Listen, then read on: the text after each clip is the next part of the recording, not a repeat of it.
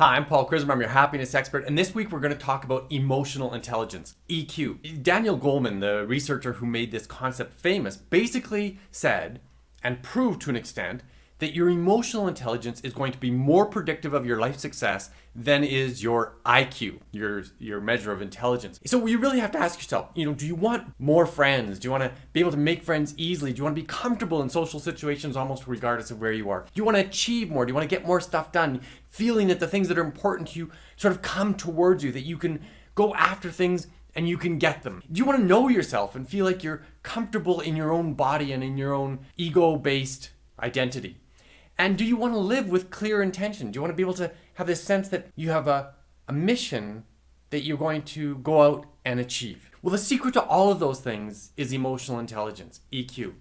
And today I'm going to share with you 6 tips to improve and boost up your own EQ. So stay tuned.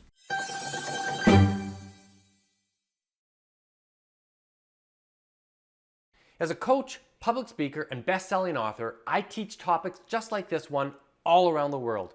So stay tuned and I'll give you practical tools that you can use to make both yourself and those around you both happier and more successful. Well, what exactly is EQ? It's this idea of a way of being socially at an emotional level that facilitates us getting what we want in our lives, whether it's in purely social situations or other ways that require our own emotional regulation. Daniel Goleman explained it this way. He essentially says it's made up of 5 underlying skills. Social skills, self-regulation, that's the capacity to manage one's own emotions as and when necessary. It's also about motivation and the way that we can stay disciplined to get the things that we want done. It's about self-awareness, and in big part, it's about empathy.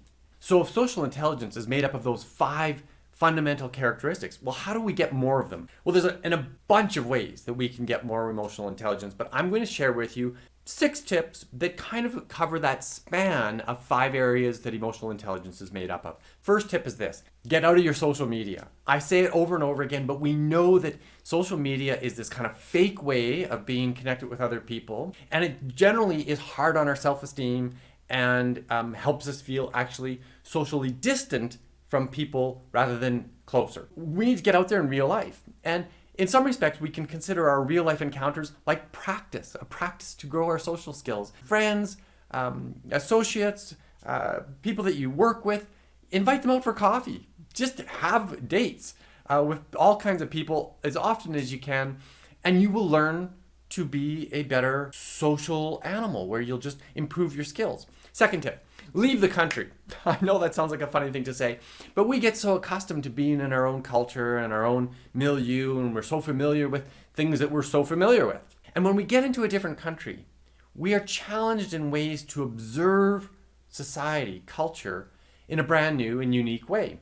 And especially if you get out of the tourist areas and go and hang out where locals are, you'll get a real feel for how people act and behave and have interpersonal exchanges. And these insights will take you out of your normal pattern of looking at how people relate and cause you to have brand new insights. And by the way, it also is a real incentive to go and get vaccinated. So there's my little public health message, is that most of us aren't going to be able to travel a whole lot unless we get a vaccine. So if you're thinking that you won't, well, you're probably not going to leave the country. Thirdly, deliberately take perspective. Especially perhaps when you're irritated or angry with somebody, because then you'll be seized with this idea that something is wrong with that other person perhaps. And maybe in those moments you can really stop for just a moment, have a deep breath and say, what is the experience of this moment for that person? And that practicing empathy, it can be really powerful. It's like, what would lead this person to get to the point where they're feeling this way, where they're behaving this way? What emotions are they feeling right now? And how is it that their view of this circumstance differs from mine? Brilliant, useful, emotionally intelligent way to look at difficult circumstances. Get out of your comfort zone. The more we challenge ourselves to do things that kind of stretch us, that grow us, well, it expands us as individuals, and therefore it grows also motivation. When we get out of the comfort zone and we have little successes with things that we're not totally familiar with, then we have this reservoir that grows in terms of our confidence and our motivation to do stuff. Number 5, set a schedule. This is all about self-discipline and self-regulation. If we commit to a schedule, literally write it down or put it in our computer schedules, it's a basic fundamental tenet of self-regulation. If it's in your calendar, you become committed. And I would suggest to you basic things should be in your calendar too. What is your bedtime? Because your life works around very basic routines that need to repeat over and over and over again. And if you are getting your regular bedtime and getting up at the same time, the rest of your day kind of fits into place. But when we have erratic bedtimes, it's hard to have a stable, self-regulated day-to-day life. And number 6, this may sound like a weird one, but go and watch my recent video on intuition. Intuition is all about a very basic kind of self-awareness, one that many of us, especially in the West, feel alienated from. We don't really trust our gut instincts because we are so proud in our society of conceptual thinking, of the preeminence of intelligence over what sometimes we just know. And there's interesting research showing that really successful entrepreneurs are usually very much basing their most important decisions on intuition. We are not going to logic out the best way to live our life.